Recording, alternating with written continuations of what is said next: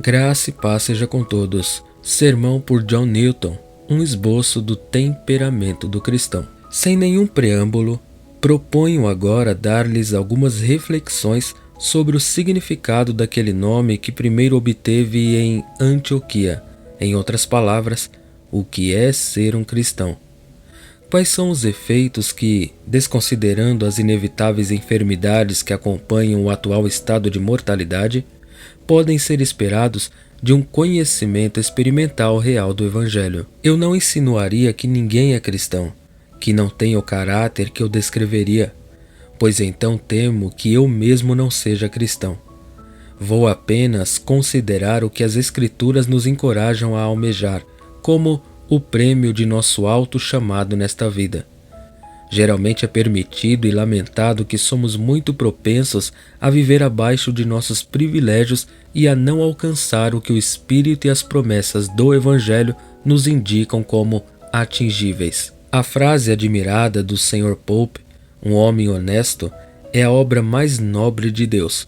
Pode ser admitida como uma verdade quando explicada corretamente. Um cristão é a obra mais nobre de Deus neste mundo visível e carrega uma impressão muito mais brilhante de sua glória e bondade do que o sol nos céus. E ninguém, exceto um cristão, pode ser estrita e adequadamente honesto. Todos os outros estão muito sob o poder de si mesmos para fazer universalmente aos outros como eles gostariam que os outros fizessem a eles. E nada além de uma conduta uniforme sobre este princípio merece o nome de honestidade. O cristão é uma nova criatura, nascida e ensinada do alto.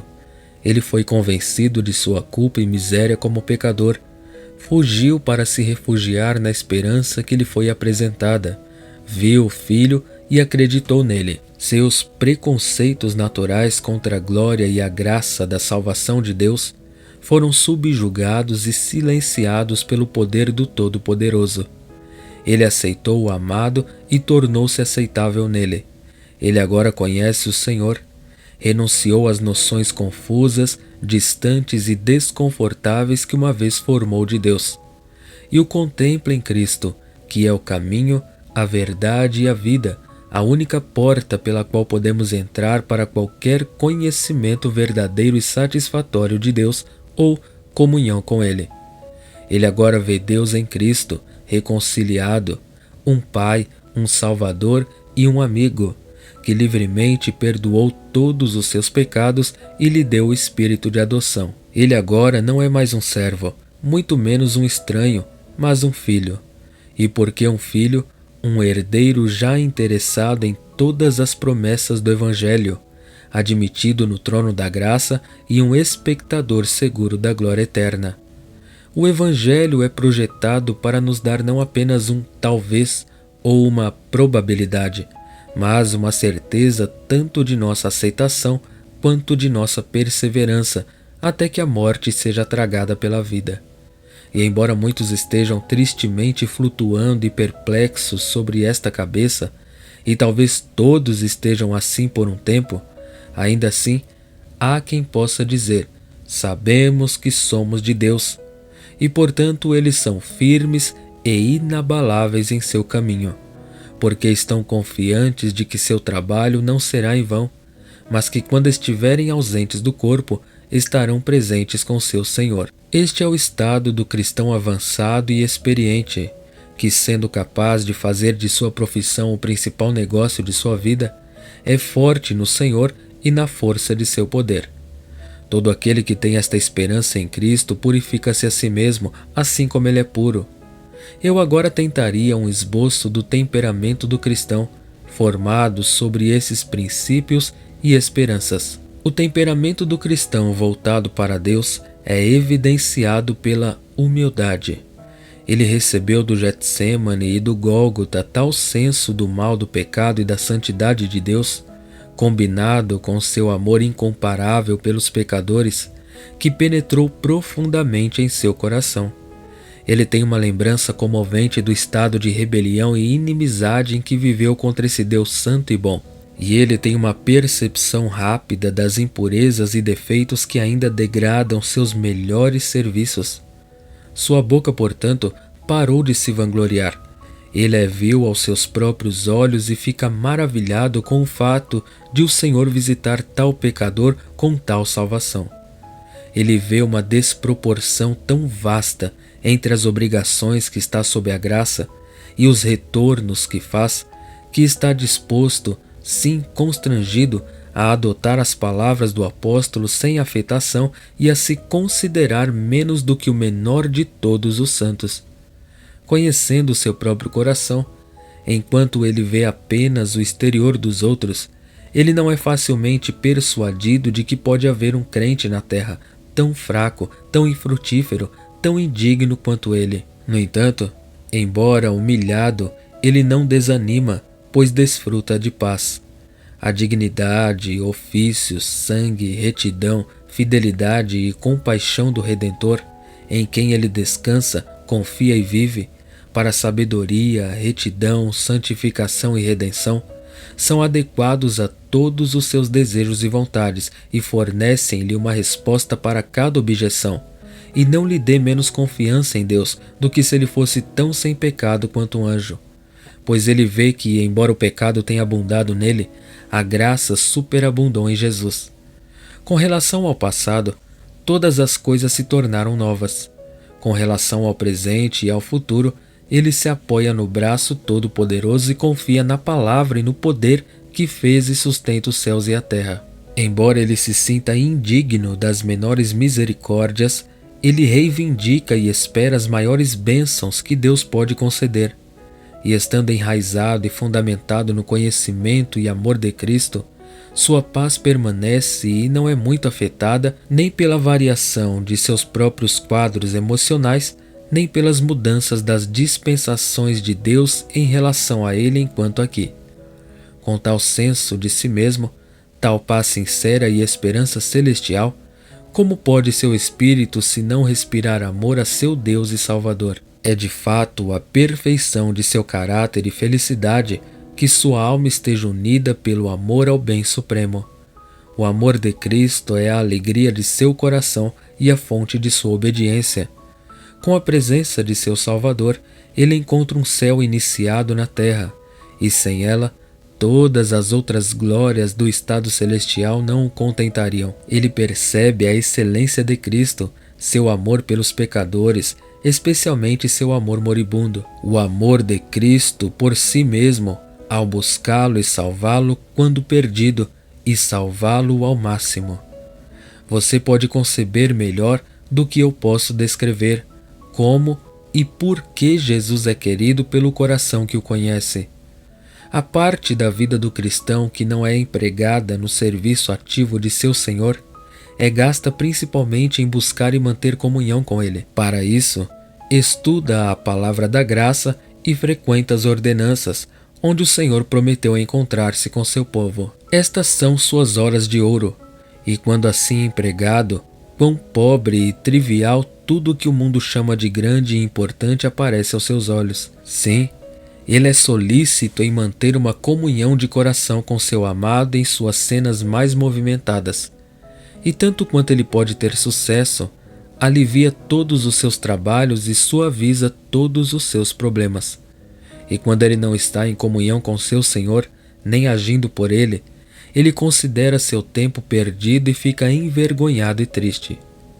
A verdade de seu amor por Jesus é manifestada pela submissão. Isso é duplo, absoluto e sem reservas em cada um.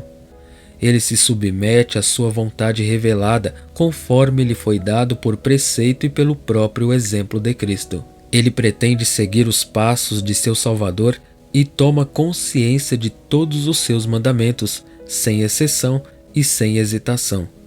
Mais uma vez, ele se submete à sua vontade providencial. Ele cede à sua soberania, concorda com sua sabedoria.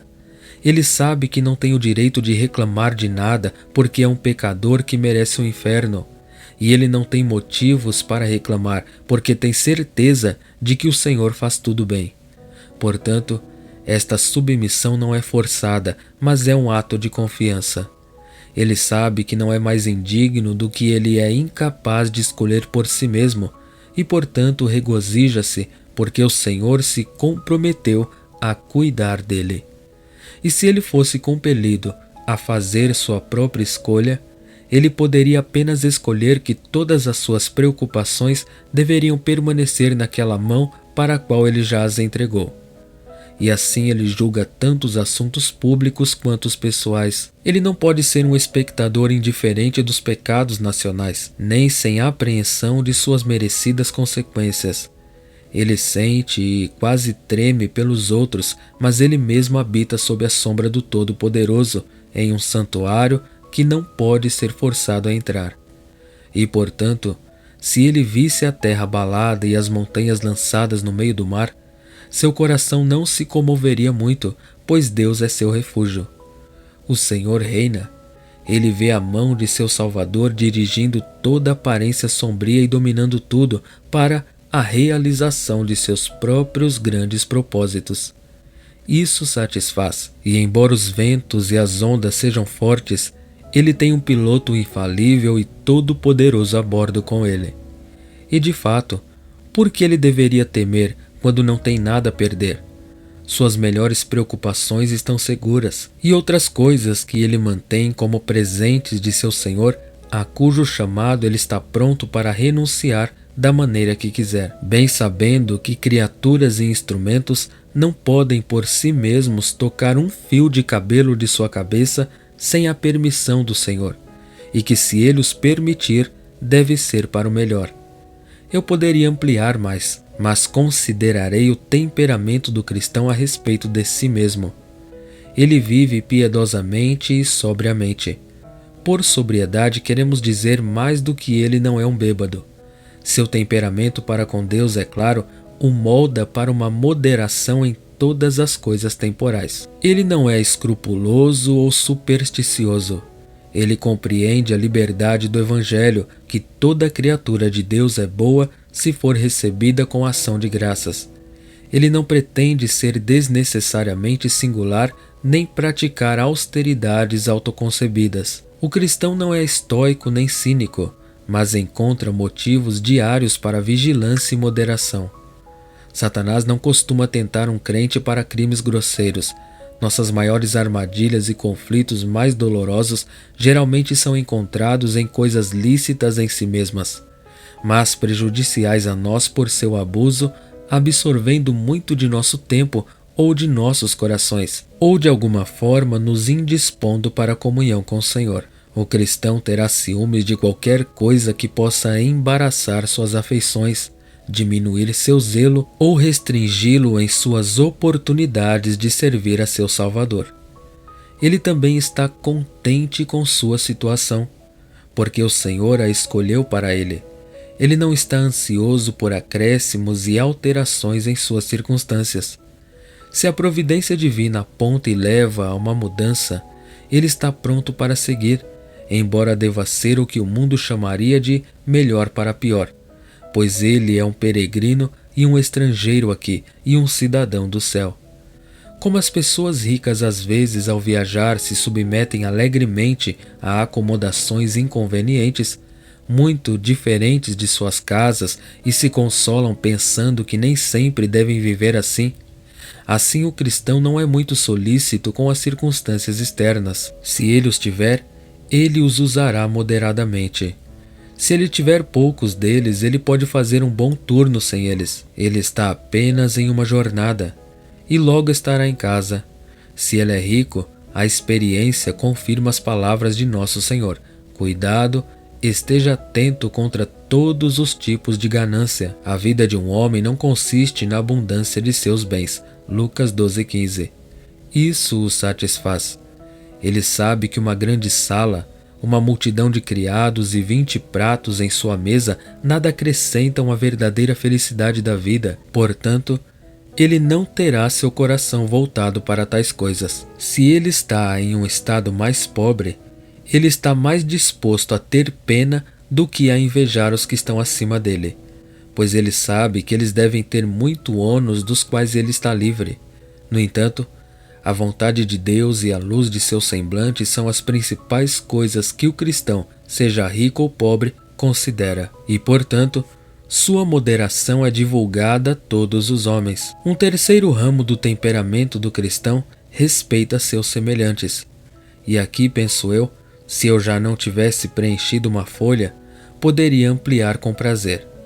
Temos neste dia degenerado, entre aqueles que reivindicam e recebem o nome de cristãos, muitos de espírito mercenário, egoísta e tacanho, mas no começo não era assim. O Evangelho é projetado para curar tal espírito, mas não dá nenhuma indulgência a ele. Um cristão tem a mente de Cristo, que andou fazendo bem, que faz seu sol brilhar sobre os bons e os maus e envia chuva sobre os justos e os injustos. O exemplo de seu Senhor forma-o no hábito da benevolência difusa. Ele respira um espírito de boa vontade para com a humanidade e se alegra em cada oportunidade de ser útil para as almas e corpos dos outros, sem respeito a partes ou interesses. Ele lamenta e, se possível, aliviaria as misérias de todos ao seu redor. E se seus serviços atuais são restringidos por falta de habilidade, todos compartilham de sua simpatia e orações. Agindo no espírito de seu mestre, ele frequentemente encontra uma medida do mesmo tratamento. Mas se o seu bem é recompensado com o mal, ele trabalha para vencer o mal com o bem. Ele se sente um pecador que precisa de muito perdão. Isso o torna pronto para perdoar. Ele não é arrogante, crítico, facilmente ofendido ou difícil de se reconciliar, pois aos pés de Jesus ele aprendeu a mansidão. Quando ele se depara com crueldade ou injustiça, ele considera que, embora não tenha merecido tais coisas dos homens, que eles são instrumentos empregados por seu Pai Celestial, de quem tem merecido sofrer muito mais por sua humilhação e castigo. E, portanto, está mais preocupado com o bem-estar deles do que com seus próprios sofrimentos, e ora segundo o padrão de seu Salvador: Pai, perdoa-lhes, porque não sabem o que fazem. Ele sabe que é falível, portanto não pode ser dogmático. Ele sabe que é frágil e, portanto, não ousa censurar. Como membro da sociedade, ele é justo e pontual no cumprimento de todos os deveres relativos, fiel a seus compromissos e promessas, cumprindo todos os seus deveres, obediente à autoridade legal e agindo com todos os homens de acordo com a regra de ouro, de fazendo aos outros como ele gostaria de ser tratado por eles. Sua conduta é simples, desprovida de artifício e consistente, atendendo a todos os ramos do dever. No trabalho, na família, na igreja e nas transações da vida comum, ele é o mesmo homem, pois em todas as circunstâncias ele serve ao Senhor e visa manter uma consciência sem ofensa aos seus olhos. Grande parte da beleza de sua profissão aos olhos dos homens consiste no devido governo de sua língua. A lei da verdade, bondade e pureza está em seus lábios. Ele abomina a mentira e está tão longe de inventar uma calúnia que não repetirá um relatório em detrimento do próximo, por mais verdadeiro que seja, sem um motivo necessário. Sua conversa é alegre, mas inofensiva, e ele não ferirá mais ninguém com sua inteligência se ele tiver talento para isso do que com uma faca. Seu discurso é gracioso, temperado com sal e adequado para promover a paz e a edificação de todos ao seu redor. Assim é o cristão na vida civil. Mas embora ele ame toda a humanidade, ele mantém uma relação mais próxima e tem um amor fraterno especial por todos os que são participantes da fé e esperança do Evangelho. Essa consideração não está confinada ao âmbito de uma denominação, mas estendida a todos os que amam o Senhor Jesus Cristo com sinceridade. Ele não chama nenhum homem de mestre, nem ele deseja impor um chibolete próprio sobre os outros. Ele se regozija na imagem de Deus, onde quer que a veja, e na obra de Deus, onde quer que seja realizada. Embora tenaz nas verdades que o Senhor lhe ensinou, seu coração está aberto para aqueles que diferem dele em pontos menos essenciais, e permite a outros esse direito de julgamento privado que ele reivindica para si mesmo. e está disposto a manter comunhão no amor com todos os que possuem a Cristo. Ele não pode, de fato, tolerar aqueles que colocam de lado o único fundamento que Deus estabeleceu em Sião e mantém erros depreciativos para a honra de seu Salvador ou subversivos da fé e experiência de seu povo. No entanto, ele deseja o bem para eles, tem pena e ora por eles, e está pronto com mansidão para instruir aqueles que se opõem. Mas não há amargura em seu zelo, sendo sensível ao fato de que a zombaria e a injúria são desonrosas para a causa da verdade e bastante inadequadas na boca de um pecador, que deve tudo o que o distingue do mais vil dos homens à livre graça de Deus. Em uma palavra, ele é influenciado pela sabedoria do alto, que, sendo pura, é igualmente pacífica, gentil e fácil de ser suplicada, cheia de misericórdia e boas obras, sem parcialidade e sem hipocrisia. Devo apenas retornar ao meu primeiro tópico e observar que, com esse espírito e comportamento, o cristão, embora seja capaz de manter uma consciência livre de ofensas a Deus e ao homem, ainda é sensível e consciente do pecado interior. Ele está de olho mais em seu governo do que em suas realizações, e portanto descobre e confessa que em tudo ele fica extremamente aquém e que seus melhores serviços não são apenas defeituosos, mas corrompidos. Ele se considera um servo inútil e é humilhado aos seus próprios olhos. Ele obtém toda a sua esperança e conforto, bem como sua força, de Jesus, a quem ele conheceu, recebeu e amou, e a quem entregou sua alma.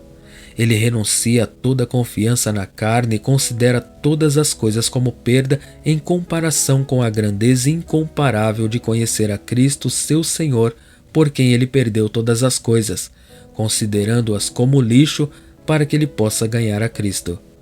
Peço uma lembrança em suas orações, que aquele que me deu vontade e desejo possa trabalhar em mim para ser e fazer de acordo com seu próprio prazer. Amém.